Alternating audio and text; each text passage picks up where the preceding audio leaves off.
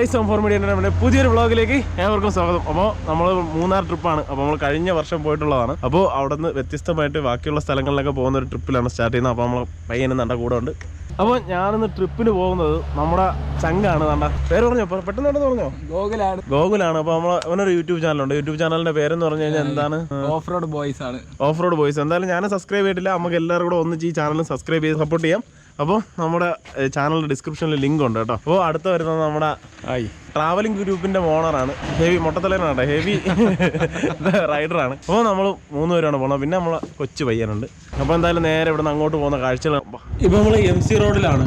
അതിരാവിലെ ആയതുകൊണ്ട് തന്നെ അറിയാമല്ലോ, MC റോഡിൻ്റെ സൈഡെല്ലാം നല്ല തണുപ്പുള്ള സമയമാണ്. ഈ ഒരു ടൈം ആയതുകൊണ്ട് തന്നെ തിരക്കധികം ഇല്ല, തിരക്ക് വളരെ കുറവാണ്. നല്ല തണുപ്പുണ്ട് കേട്ടോ.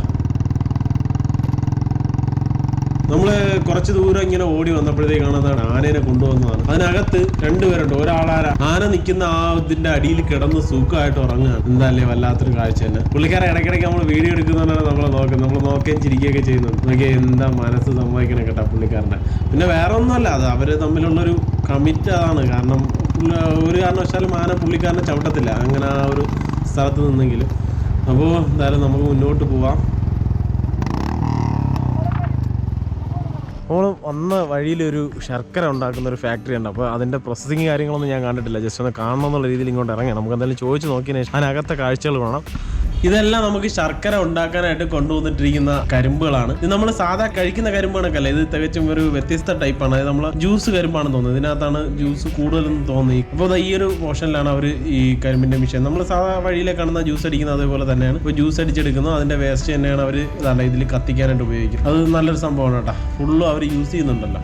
അപ്പോൾ അതാണ്ട ഒരു കുറച്ച് കരിമ്പ് ഇവിടെ തിളച്ച് നല്ല രീതിയിൽ നിൽക്കുന്നുണ്ട്. ഏകദേശം റെഡി ആവാറായിട്ടുണ്ട്. തൊട്ടടുത്ത് തന്നെ നമുക്ക് അടുത്ത സൈഡിൽ കിടക്കുന്നതെന്ന് പറഞ്ഞു കഴിഞ്ഞാൽ ചൂടായി വരാനായിട്ട് അടുത്തൊരു അടുപ്പിലിട്ടിരിക്കുന്നതാണ്. അപ്പോൾ അതാണ്ട് ഇത് തിളച്ചൊരുവിധം പൊങ്ങി വന്നിട്ടുണ്ട്. 2 അടുപ്പിലായിട്ട് ഇട്ടേക്കുന്നത്. അത് ആദ്യം മെയിൻ അടുപ്പിനകത്ത് നല്ല തിളാവും, മറ്റതൊന്ന് ചൂടായി വരാനായിട്ട് ഇട്ടിരിക്കുന്നതാണ്. ഇതിനകത്ത് നിന്ന് സാധനം എടുത്തതിന് ശേഷം നമുക്ക് അതിനകത്ത് നിന്ന് എടുത്ത് ഇതിലോട്ട് ഒഴിക്കുകയാണ് ചെയ്യുന്നത്. അപ്പോൾ അതിൻ്റെ പ്രോസസ്സിങ് കൊള്ളാമല്ലേ, വളരെ വ്യത്യസ്തമായിട്ടുള്ളൊരു പ്രോസസ്സിങ്ങാണ് നമുക്കിവിടെ കാണുന്നത്.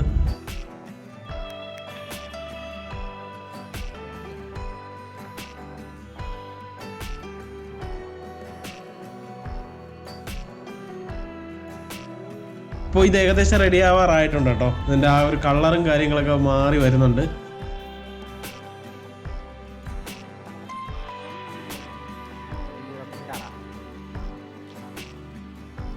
അപ്പോൾ അത് തിളച്ച് കഴിയുമ്പോൾ നമ്മൾ അതിനെ എടുത്താണ് ഇതേപോലുള്ളൊരു തോണിയുണ്ട്, അതിനകത്തേക്ക് ഒഴിക്കും. അതിനകത്തേക്ക് ഇങ്ങനെ അങ്ങോട്ട് ഒഴിച്ചു കൊടുക്കുകയാണ് ചെയ്യുന്നത്.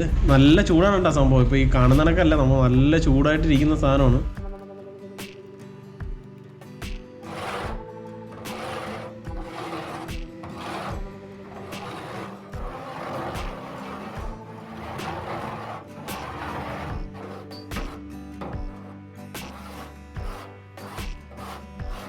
ശർക്കര ഒരുവിധം നമ്മൾ തിളപ്പിച്ചത് ഇതിനകത്തേക്ക് ഒഴിച്ചിട്ടുണ്ട്. ഇനി ഇത് കട്ടിയായി വരാനായിട്ട് ഏകദേശം ഒരു 10 മിനിറ്റ് എടുക്കും. ഇതിനെ ഈ ഒരു തോണിയിലേക്ക് ഇട്ട് ഒഴിച്ചിട്ട് ഇതിനെ ഇങ്ങനെ തണുപ്പിച്ചെടുക്കും. ഇത് തണുപ്പിക്കുമ്പോൾ ഇത് കുറച്ച് കട്ടിയായി വരും. അപ്പോൾ ഇതിങ്ങനെ കട്ടിയായി വന്നതിന് ശേഷമാണ് ഇത് ശർക്കരയായിട്ട് ആ ചൂടോടെ തന്നെ ഉരുട്ടിയെടുക്കുകയാണ് ചെയ്യുന്നത്. നമുക്ക് ആ ഒരു പ്രോസസ്സിങ്ങാണ് ഇനി കാണാനായിട്ടുള്ളത്. നോക്കി എന്താ അല്ലേ, നല്ല രസമുണ്ട് കാണാനായിട്ട്.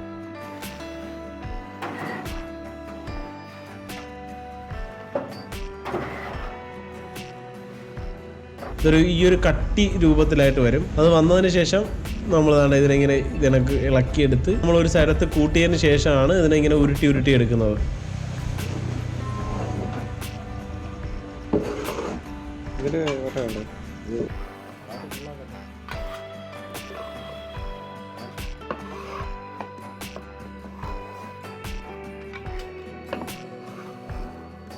ഇപ്പോൾ നമ്മളെ കറക്റ്റ് പറഞ്ഞാൽ നമ്മളെ ചോക്ലേറ്റ് ഒക്കെ ഉരുക്കി ഇങ്ങനെ മെൽറ്റാക്കി എടുത്ത ആ ഒരു സംഭവത്തിൽ ഇങ്ങനെ ഇരിക്കുകയാണ്.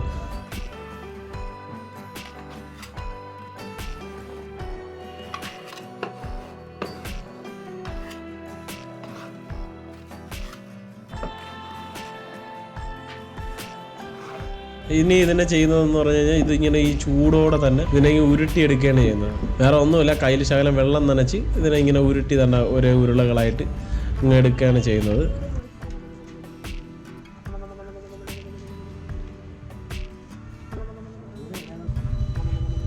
ശകലം കഴിച്ചു നോക്കാം.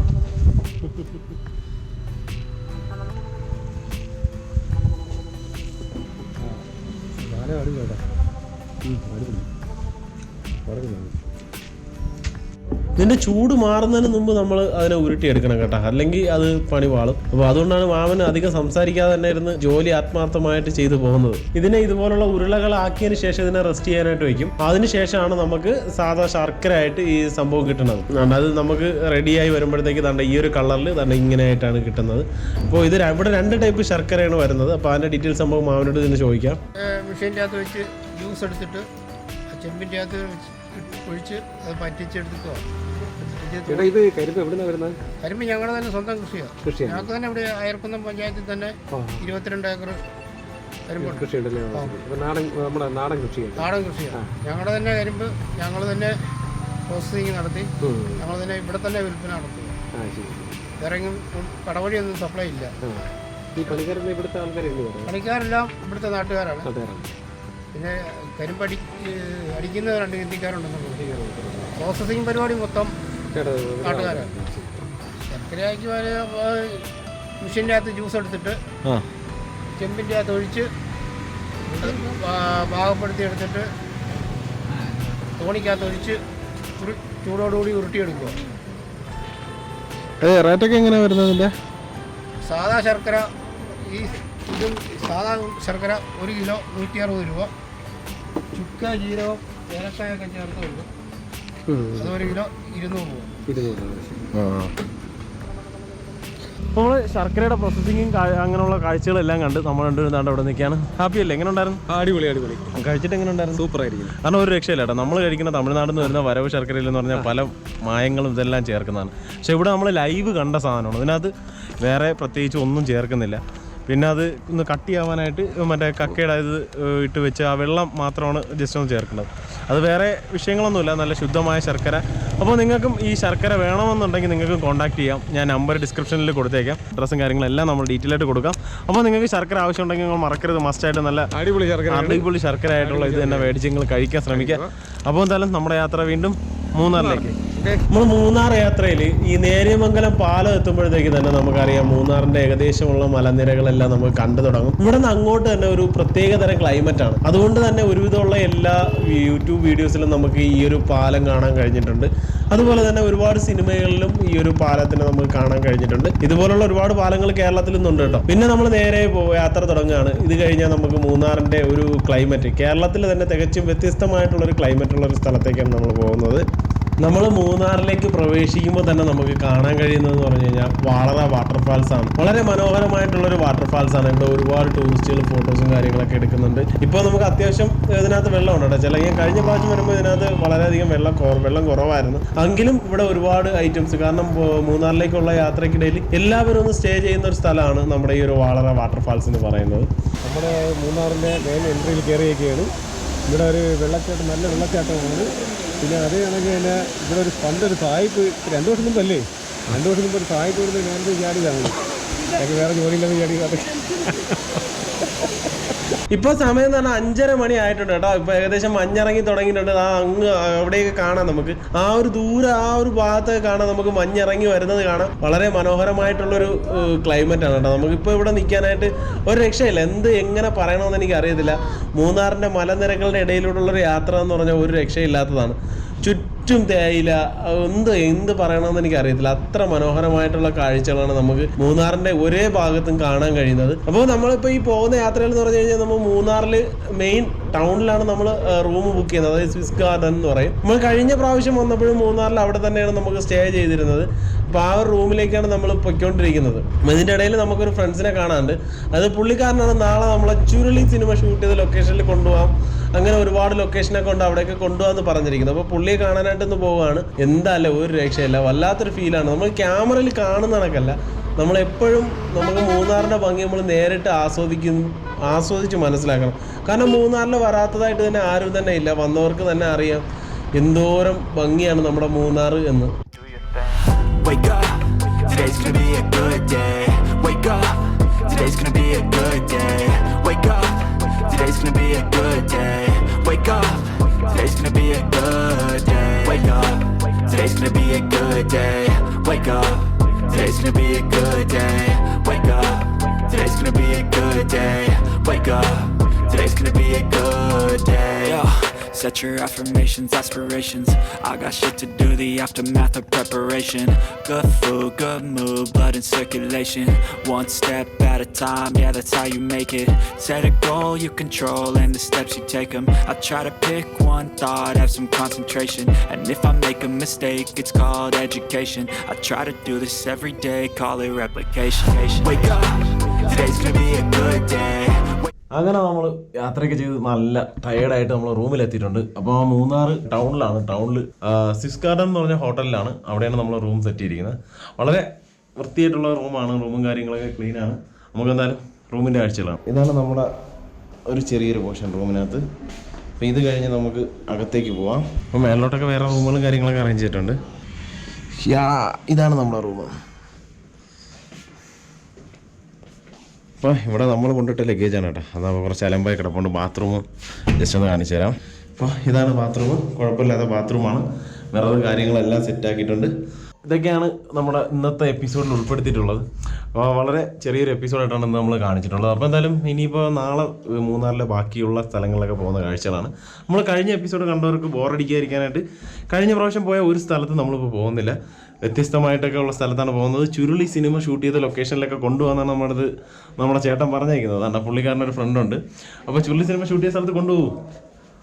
ചുരുളി സിനിമയുടെ ലൊക്കേഷനാണ് നമ്മൾ പോകാൻ വേണ്ടി നാളെ നിൽക്കുന്നത്. അപ്പോൾ നാളത്തെ പ്ലാനിങ് അതാണ്. അപ്പോൾ നമ്മുടെ ഒരു കൂട്ടുകാരൻ വരും എന്നാണ് പറഞ്ഞേക്കുന്നത്. അപ്പോൾ നാളെ അങ്ങോട്ട് പോകാൻ വേണ്ട വിശേഷങ്ങൾ നമ്മൾ കാണിച്ചിരിക്കും. അപ്പോൾ കൊണ്ടുപോയില്ലെങ്കിൽ ഞാനും ഇടിക്കും, എൻ്റെ സബ്സ്ക്രൈബേഴ്സും കൂടെ ചേർന്ന് നിങ്ങൾ ഇരിക്കും. ഓക്കെ. അപ്പോൾ എന്തായാലും നമുക്ക് നേരെ വീഡിയോ വൈൻഡ് അപ്പ് ചെയ്യാം അല്ലേ? അപ്പോൾ എന്തായാലും നമ്മൾ ചുരുളി സിനിമയിലെ ലൊക്കേഷനിലൊക്കെ പോയിട്ടുള്ള ബാക്കി കാഴ്ചകളായിട്ട് നിങ്ങൾ എല്ലാവരും വെയിറ്റ് ചെയ്തിരിക്കുക. അപ്പോൾ നമ്മൾ എന്തായാലും ജസ്റ്റ് ഒന്ന് കിടന്ന് ഉറങ്ങട്ടെ. സബ്സ്ക്രൈബ് ചെയ്യാത്തുള്ള എല്ലാവരും സബ്സ്ക്രൈബ് ചെയ്യുക, ബാക്കിയുള്ള എല്ലാം ചെയ്യാം. നമ്മൾ അപ്പോൾ എന്തായാലും ബൈ.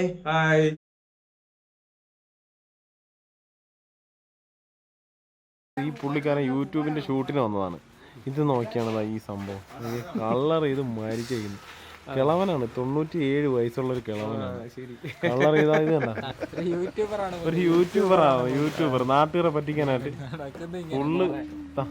ഫുള്ള് ഇതായ തടി. ഇതാരാണ് കളർ ചെയ്തെന്നാരാണ് അങ്ങക്ക്? യവനാണ് പുള്ളിക്കാരന് കളർ ചെയ്ത് കൊടുത്തത്. സംഭവം എന്ന് വെച്ചാൽ 10 പേര് കാണണമെന്നാണ് പറഞ്ഞത്. അപ്പം നമുക്ക് ആ രീതിക്ക് നമുക്ക് കളർ ചെയ്യാൻ പറ്റുള്ളൂ. ഇല്ലെങ്കിൽ ഒരു സൈഡ് കൂടുതൽ ഒരു സൈഡ് കുറവായി പോയത്. അത് പെയിന്റ് അടിച്ചപ്പോൾ കട്ടിക്ക് കൂട്ടി അടിച്ചത്. ട്രാവലിംഗ് ഗ്രൂപ്പിലും ഈ ഒരു വീഡിയോ നിങ്ങൾക്ക് വരുന്നതായിരിക്കും. ഇഷ്ടപ്പെട്ട് കഴിഞ്ഞാൽ ലൈക്ക് ചെയ്യുക, സബ്സ്ക്രൈബ് ചെയ്യുക. അതേപോലെ തന്നെ ഓഫ് റോഡിലും ഈ വീഡിയോ വരും. ഓഫ് റോഡിൽ ഈ വീഡിയോ ഇട്ടിട്ട് കാര്യമില്ല. എന്നിട്ട് നമ്മൾ മൂന്നാറിൻ്റെ എൻട്രി എത്തിക്കൊണ്ട് പിന്നെ അതേ കണക്ക് 2 വർഷം മുമ്പ് ഒരു തായിട്ടുള്ള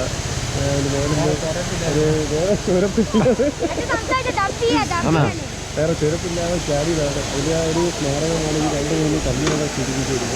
അതുകൊണ്ട് മൊത്തം അടച്ചിയൊക്കെയാണ്. അടുത്ത വീഡിയോ ആയിട്ട് നാളെ വരും കേട്ടോ, മറക്കാതെ കാണുക.